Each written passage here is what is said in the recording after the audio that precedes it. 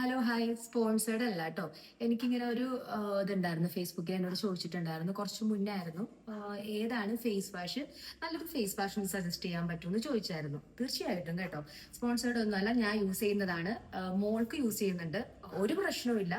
എനിക്ക് സ്കിന്നിൽ ഇങ്ങനെ ഭയങ്കര ഡ്രൈ ആയിട്ടും അതേപോലെ തന്നെ കുറച്ച് പിമ്പിൾസ് ഒക്കെ ഇങ്ങനെ വന്ന് ഇത്തിരി ഇഷ്യൂസ് ഒക്കെ ഉണ്ടായിരുന്നപ്പോഴാണ് ആ ഫേസ് വാഷ് ഞാൻ യൂസ് ചെയ്യാൻ തുടങ്ങിയത്. അപ്പൊ അത് ഞാനൊന്ന് കാണിച്ചു തരാം. ഓക്കെ,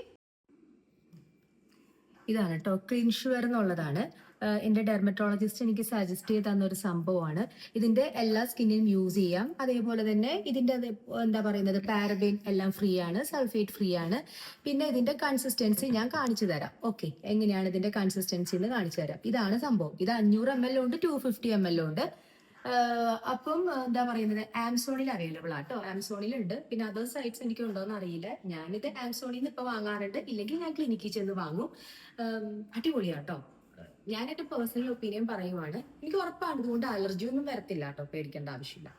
ഇതാണ് ഇതിന്റെ കൺസിസ്റ്റൻസി കണ്ടോ.